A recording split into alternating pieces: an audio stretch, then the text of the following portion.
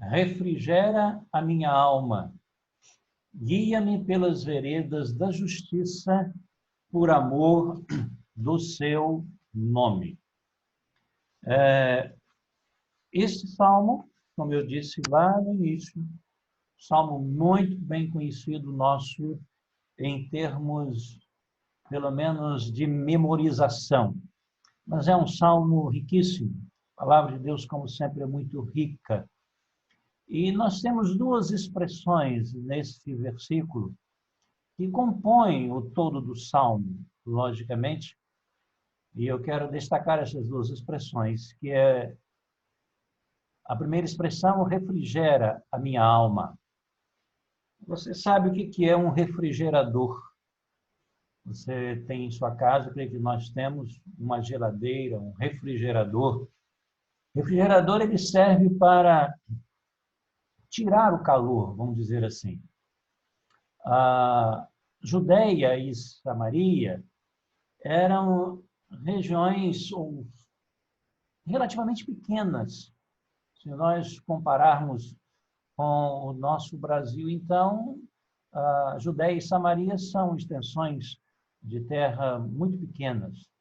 Mas é interessante que naquela faixa de terra tão estreita, o clima é muito variado. Dependendo da localidade em que a pessoa se encontre, e durante todo o local, uma pessoa pode estar numa região, na parte da manhã, por exemplo, uma região muito quente, e à noite ela está até mesmo numa região em que ela sinta frio.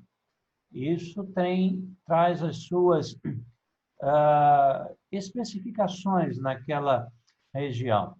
A zona tropical, que é quente como o nosso país, onde tem altas temperaturas. Na Palestina, na Judéia, nós temos desertos, temos a região marítima, tanto em relação ao mar Mediterrâneo, como também ao próprio mar da Galileia.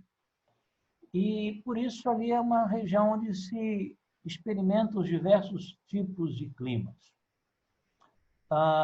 Esta região que o salmista tinha em mente, a região da Galileia, é uma região que tem um calor muito intenso. E durante o dia, o calor do sol é realmente escaldante, o clima é abafado. Não apenas é quente, mas a umidade no ar é pouca, e isso abafa muito. E, às vezes, as pessoas nem trabalham nesse horário, mas tem algo interessante nessa região, é ali que fica o Monte Hermon. E esse monte tem uma característica muito interessante, porque, conquanto ele esteja numa região muito quente, ele praticamente é coberto de neve, ou é coberto de neve praticamente o ano inteiro. E dentro da questão climática, dependendo da posição que o vento sopra, ele pega essa frescura da neve que está lá em cima no Monte Hermon e traz para a planície, e traz para as regiões mais baixas, trazendo, então, frescor, refrigério para as pessoas que estão ali na região próxima da Judéia. Tanto é assim que o salmista, no Salmo número 133, no verso 3, ou verso 1 mesmo, ele diz: quão bom e quão suave é que os irmãos vivam em união. E depois ele diz: como orvalho de Hermon, como o que desce sobre os montes de Sião, porque ali o Senhor ordena a vida e a bênção para sempre. E é interessante que, conquanto seja uma região um tanto desértica e onde não favoreceria tanto até mesmo a plantação, mas por causa dessa característica do frescor que vem do Monte Hermon, quando o vento bate, o orvalho desce do monte e cai sobre a terra, e ali faz, então, proporcionar até mesmo a plantação, o florescer da plantação. E Davi, poeta que era, mas habitante daquela região, ele conhecia muito bem isso. Ele sabia do que ele estava falando. E quando ele fala do frescor que Deus trazia à sua alma, a imagem que vem à mente dele é exatamente esta imagem do calor intenso cá embaixo na planície, mas o momento em que o vento sopra do Monte Hermon para o lado da planície, aquele orvalho, aquelas gotículas frescas vêm e suavizam a vida e proporcionam o renovar da vida. E é esta ideia que Davi, como poeta, tem em mente para falar daquilo que Deus faz à sua alma quando ele está passando por lutas, por dificuldades, por aflições. Interessante que o verbo refrigera, na língua hebraica, pode também ser traduzida para nós por restaura. A ideia de que esse refrigério de Deus, eu posso usar uma linguagem poética, esse orvalho que cai das mãos de Deus para a nossa vida, não apenas traz um frescor, mas esse frescor restaura a nossa vida, assim como o orvalho que caía do Hermon restaurava a vida, fazia com que as plantações ficassem verdejantes.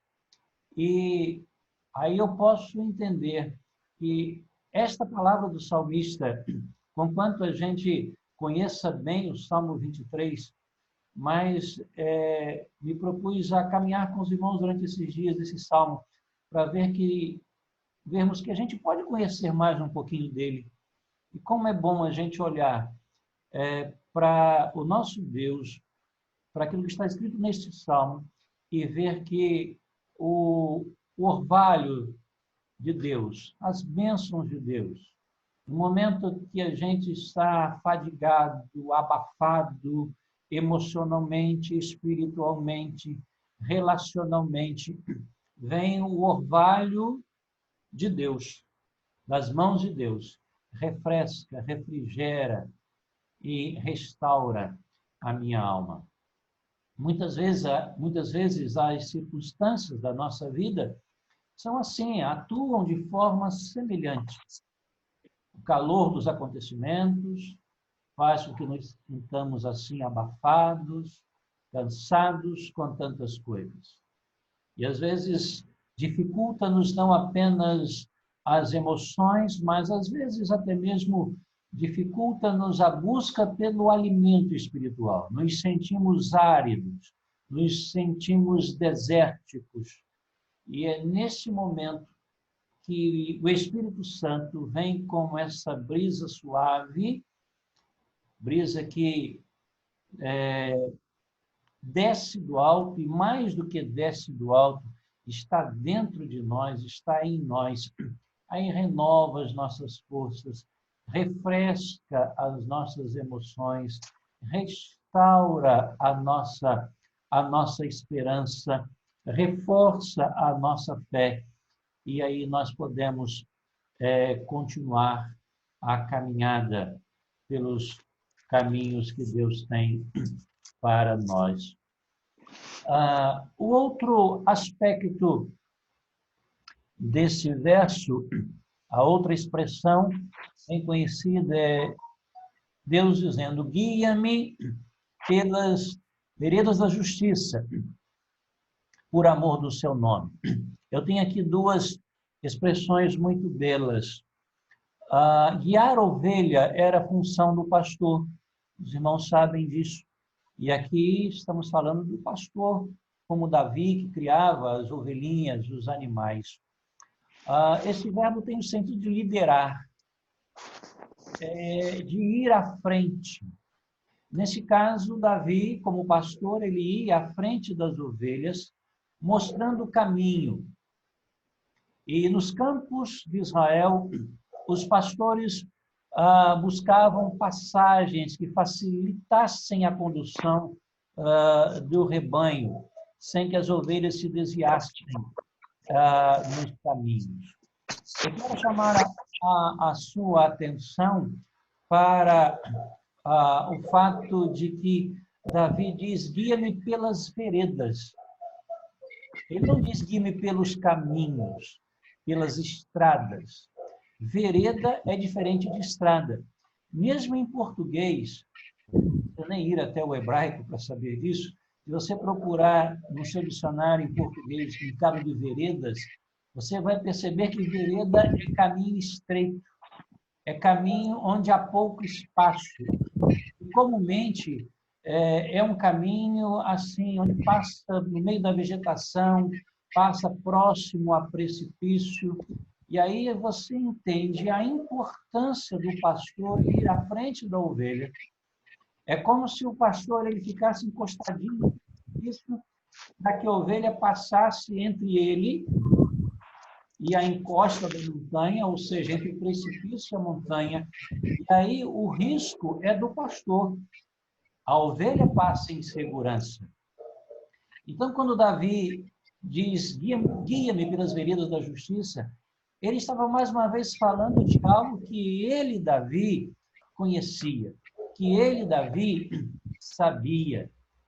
Guia-me pelas veredas, pelos caminhos estreitos, pelos caminhos perigosos, pelos caminhos apertados, pelos espaço. E muitas vezes as ovelhas precisavam passar de uma a uma, em fila indiana, que a gente chama, né? Uma depois da outra, porque o espaço era tão apertadinho que para ela passar em segurança, o pastor tinha que guiá-la para que ela passasse em fila indiana, uma atrás da outra. E imagem muito bonita eu vejo nisso, mais uma vez, da Bíblia nos falando sobre o nosso caminhar com Deus, ou melhor ainda, o caminhar de Deus conosco, porque é Ele que nos procura. Ele vai à frente para perceber com antecedência os perigos e conduzir as ovelhas em segurança. É o Senhor que nos convida a trilhar pelo caminho da retidão, da justiça. Nós sabemos, porque Jesus nos fala disso muito tempo depois de Davi, 900 anos depois de Davi, mais ou menos isso, ou 1000 anos, mais ou menos. Jesus nos fala disso, que ele é o caminho. O caminho que leva a Deus, Jesus também fala, é estreito. Não se pode olhar para os lados. E mais do que isso, ele é o caminho, ele toma conta, ele dá direção. Ele não apenas diz que a estreita é a porta e apertado o caminho, ele diz que poucos encontram, e nós que estamos trilhando nesse caminho, nós não estamos sozinhos nele. Nós não somos ovelhas que são enviadas pelo pastor para passar, ou para passarmos sozinhos ou sozinhas, como ovelhas que somos, pelas veredas, pelos caminhos estreitos. Ele está conosco. A vara dele, o cajado dele, toca, coloca. Lembra que é o pastor que fica encostado no lado do precipício, para que a ovelha passe em segurança. Jesus é o caminho. O versículo anterior, o versículo 2, e esse versículo que nós compartilhamos agora, fala-nos do pastor que restaura o nosso vigor, a nossa força. Ele faz isso sempre. Ele faz isso todas as horas. Ele está refrigerando o nosso coração, o meu coração, o seu coração, nesta hora. A gente tem passado por lutas e não apenas por causa dessa circunstância que estamos vivenciando nesse momento, mas claro que esse é o instante em que a gente está vivenciando, que tem trazido esse caminhar em meio a um precipício, mas a gente tem um Deus que refrigera a alma. A gente pode perceber o orvalhozinho caindo das mãos de Deus, o Espírito Santo em nossa vida nos consolando, e a gente, às vezes, tem notícias que não são as melhores, a gente tem rostos conhecidos que perdemos ou que estão passando por lutas, e a gente fica apreensivo porque são nossos queridos, nossos familiares. E se a gente não tivesse esse pastor, esse refrigerador, me permitam assim dizer, nós estaríamos muito mais abafados, estaríamos muito mais aflitos, mas a gente tem um pastor que restaura, que refrigera e que está conosco. O caminho tem estado apertado, sim. O caminho tem estado perigoso, sim. O caminho tem estado, como bem define o salmista, e não é por acaso que o Espírito Santo ou a usar esta palavra, vereda, que é um caminho estreito, um caminho difícil, um caminho escorregadio, pedregoso, perigoso. Viver é assim, irmãos. Viver tem suas lutas. Agora estamos vencendo uma luta maior, mas você pode olhar para trás para outras lutas que você já passou. E nós estamos aqui. A gente tem confiado em Deus, porque não há outro local onde pormos a nossa esperança. E Deus vai continuar cuidando de nós. Ele traz o nosso espírito de volta, o nosso espírito errante, muitas vezes. Ele não nos abandona no caminho, ele guia. Pastor para guiar tem que estar perto. E Jesus disse que ele é o bom pastor. Ele não apenas guia, mas ele guia a ponto de dar a vida pelas suas ovelhas. Guia com cuidado. Ele guia com zelo e com constância a nossa vida. Refrigera a minha alma. Guia-me pelas veredas da justiça, por amor do seu nome. Como é essa expressão? Sabe por que Deus faz isso? Não é porque a gente é bonzinho, não é porque, claro que ele tem bondade para conosco, mas não é por causa da minha bondade. É porque Deus é fiel ao nome dele. Ele prometeu cuidar de nós, e ele vai cuidar de nós. Ele vai continuar cuidando de mim e de você. Mesmo que, porventura, as circunstâncias não sejam as melhores, mas Deus está cuidando. Deus está zelando por amor do nome dele, porque ele prometeu. Deus nos abençoe. Deus nos renove a esperança e que a gente sinta a cada dia o frescor que vem de Deus, o frescor que vem da presença do Senhor para a nossa alma.